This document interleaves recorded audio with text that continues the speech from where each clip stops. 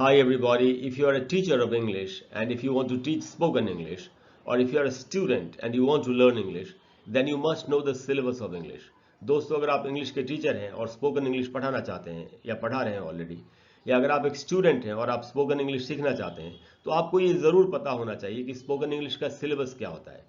कई बार ये सिलेबस हमारे सामने क्लियर नहीं होता, इसलिए इंग्लिश को हम ठीक से पढ़ा नहीं पाते या सीख नहीं पाते, अंदाज़ा लगा के कुछ कुछ टॉपिक्स करते जाते हैं, सीखते जाते हैं, पता नहीं चलता।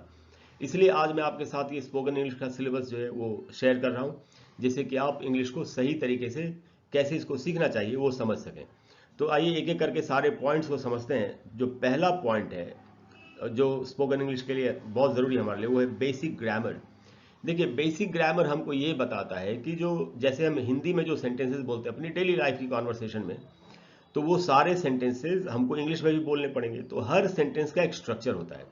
उन स्ट्रक्चर्स को सीखने के लिए बेसिक ग्रामर क्लियर होना चाहिए। इसीलिए बेसिक ग्रामर पढ़ना बहुत ज़रूरी है, जिससे कि हम हर तरह के सेंटेंस को बनाना सीख सकें, उनके स्ट्रक्चर्स को सीख सकें और उसके बाद उन सेंटेंसेस को लिख भी सकें और बोल भी सकें। इसीलिए बेसिक ग्रामर बहुत ज़रूरी है पढ़ना। उसके बाद है फोनेटिक्स। देखिए, फोनेटिक्स साउंड से संबंधित है। इंग्लिश के जो साउंड्स होते हैं वो हिंदी के साउंड से बिल्कुल अलग होते हैं, और हम हिंदी बोलने वाले लोग हैं तो हम इंग्लिश के साउंड्स को हिंदी के साउंड्स की तरह बोलते हैं, तो हमारी इंग्लिश अच्छी नहीं सुनाई पड़ती। स्पोकन इंग्लिश में प्रोनाउंसिएशन का भी बहुत बड़ा रोल होता है। इसीलिए फोनेटिक्स के जो कम से कम जो बेसिक रूल्स हैं, बेसिक साउंड्स के बारे में कैसे आर्टिकुलेट होते हैं, वो हमको ज़रूर पता होना चाहिए। उसके बाद दोस्तों वोकैबुलरी, ये एक बहुत ही इम्पॉर्टेंट ये पॉइंट है। वोकैबुलरी का मीनिंग है कि कोई भी जैसे वर्ड है, देखिए जैसे किसी भी टॉपिक पर अगर हमको बोलना है तो हमको उस टॉपिक से रिलेटेड वर्ड्स के बारे में पता होना चाहिए, उनकी मीनिंग आती रहनी चाहिए इंग्लिश में, तभी हम उस टॉपिक पर इंग्लिश में बोल पाएंगे। इसीलिए वोकैबुलरी सीखना बहुत ज़रूरी है और उसको डिटेल में सीखना चाहिए। जैसे अगर कोई वर्ड नाउन है तो उसकी, और नाउन में अगर वो काउंटेबल नाउन है या अनकाउंटेबल नाउन है, कितनी मीनिंग है, सेंटेंस में कैसे यूज़ करेंगे।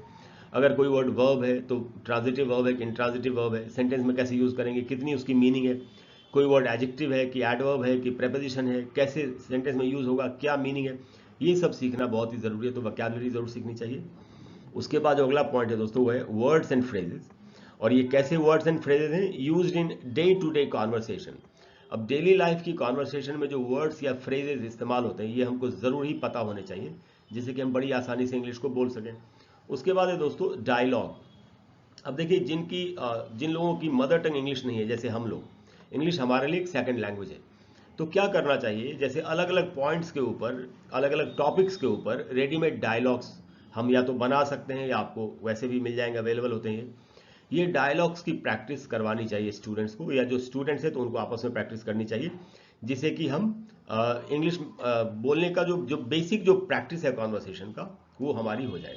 उसके बाद है रोल प्ले। देखिए, रोल प्ले एक क्लासरूम एक्सरसाइज है जिसमें किसी भी रोल को प्ले किया जाता है। इसमें थोड़ा फन भी होता है और ये चैलेंजिंग भी होता है थोड़ा, और आप इसको यूज़ करके कॉन्वर्सेशन की बड़ी अच्छी प्रैक्टिस कर सकते हैं। उसके बाद है लिसनिंग कॉम्प्रिहेंशन। देखिए, जैसे रीडिंग कॉम्प्रिहेंशन होता है वैसे लिसनिंग कॉम्प्रिहेंशन भी होता है। इसमें जैसे कोई स्पीच है, आपने सुनाई लोगों को, स्टूडेंट्स को, या किसी स्टूडेंट ने खुद से सुनी, कोई सॉन्ग है उसको हमने सुना, कोई भी ऐसा टेक्स्ट है जो बोला जा रहा है उसको हमने सुना, और उसके बाद उसको हम एक्सप्लेन करने की कोशिश कर सकते हैं। उस पूरे टेक्स्ट में या सॉन्ग में या स्पीच में कौन से ऐसे वर्ड्स हैं जिनकी मीनिंग हमको सीखनी चाहिए। तो लिसनिंग कॉम्प्रिहेंशन बहुत ज़रूरी होता है, जिससे कि हमको इंग्लिश लैंग्वेज की समझ हो सके और उससे बोलने में काफ़ी आसानी होती है। उसके बाद है दोस्तों एक्सेंट। अब मान लेते हैं हमको सेंटेंस बनाना भी आ गया और हमारी वोकैबुलरी भी बहुत अच्छी हो चुकी है, लेकिन हमारा एक्सेंट खराब है, तो उससे भी बात नहीं बनेगी। स्पोकन इंग्लिश में प्रोनाउंसिएशन का काफ़ी बड़ा रोल है, मैंने पहले भी ये बात बताई। तो इसीलिए एक्सेंट को सही करना ज़रूरी है। एक्सेंट एक न्यूट्रल एक्सेंट डेवलप करना चाहिए, मदर टंग इन्फ्लुएंस उसमें बिल्कुल नहीं आना चाहिए। जैसे अगर हमारी अगर मदर टंग मराठी है, तो अब मराठी इंग्लिश बोलते वक्त ये ना लगे कि हम मराठी बोल रहे हैं। तो ये एक्सेंट को सही करना बहुत ही ज़रूरी होता है। उसके बाद है दोस्तों टोन एंड इंटोनेशन।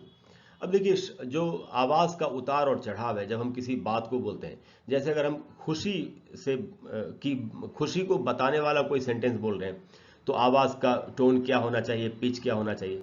अगर कोई दुख भरी बात बता रहे हैं, अगर कोई क्वेश्चन पूछा जा रहा है, अगर कोई स्टेटमेंट दी जा रही है, तो उस समय आवाज़ का क्या पिच होता है, किस तरीके से बोलना चाहिए, हमको टोन एंड इंटोनेशन से पता चलता है। तो इसके ऊपर हमारी पूरी पकड़ होनी चाहिए।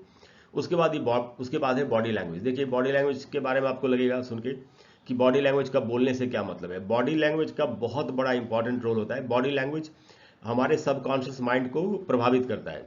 अगर असर्टिव बॉडी लैंग्वेज हम रखेंगे तो हमको इंग्लिश बोलने में आसानी होती है, और अगर बॉडी लैंग्वेज उतनी असर्टिव नहीं है, वीक है, तो या आदमी डरा हुआ है जैसे, और वैसे वाली उसकी बॉडी लैंग्वेज है, तो इंग्लिश बोलने में दिक्कत होती है। तो बॉडी लैंग्वेज का और सही इस्तेमाल करना, जैसे अब किसी बात को कह रहे हैं तो उस बात से रिलेटेड बॉडी लैंग्वेज के जो जेस्चर्स है वो करना बहुत ही इंपॉर्टेंट है। तो इसलिए बॉडी लैंग्वेज हमको पता होनी चाहिए। उसके बाद है टेलीफोन स्किल्स। अब देखिए हमारी डेली लाइफ में टेलीफोन पर बात करना एक बहुत ही इंपॉर्टेंट पार्ट प्ले करता है। ये हमारी एक ज़िंदगी का बहुत बड़ा हिस्सा है। इसलिए टेलीफोन पर कैसे बात करते हैं ये पता हमको होना चाहिए। किस तरह के सेंटेंसेस बोलने चाहिए, कॉल आए तो कैसे बोलना है, कॉल करना हो तो क्या बोलना चाहिए, फॉर्मल कॉल है कि इनफॉर्मल कॉल है, उस पर बहुत सी बातें डिपेंड करती हैं। और उसके बाद है ग्रुप डिस्कशन। ग्रुप डिस्कशन करना बहुत ही इंपॉर्टेंट है। एक टॉपिक को लेकर के आपस में लोग जब एक ग्रुप में बैठ के बातचीत करते हैं तो हमको बहुत कुछ सीखने को मिलता है, इन्फॉर्मेशन भी मिलती है, और नए नए वर्ड्स भी सुनने को मिल सकते हैं, नई विचारधाराओं का पता चलता है, और हमारी जो इंग्लिश स्पीकिंग एबिलिटी है उसकी प्रैक्टिस होती है। तो दोस्तों एक स्पोकन इंग्लिश के सिलेबस में कम से कम ये सारी चीज़ें तो ज़रूरी होनी चाहिए। इनके अलावा भी और भी पॉइंट्स ऐड किए जा सकते हैं, बट ये जो पॉइंट्स मैं आपको बता रहा हूँ ये एकदम मेन पॉइंट्स हैं। तो ये दोस्तों स्पोकन इंग्लिश का सिलेबस है। इन सारे टॉपिक्स के ऊपर मेरे चैनल पर वीडियोज़ हैं। तो आप जानते हैं मेरे चैनल का नाम है learn English online with Krishna. आप मेरे चैनल पर जाकर के अलग अलग प्लेलिस्ट्स में इन सारे टॉपिक्स के ऊपर आपको वीडियोस मिलेंगे। और अगर आपको आज की इन्फॉर्मेशन अच्छी लगी हो, आप चाहते हैं मैं आगे भी इस तरह की बातें आपको बताता रहूं, तो प्लीज़ वीडियो को लाइक करें, चैनल को सब्सक्राइब करें, शेयर करें। Thank you very much for all your love and support. I will meet you with some new information again in the next video. Thank you very much. Bye bye.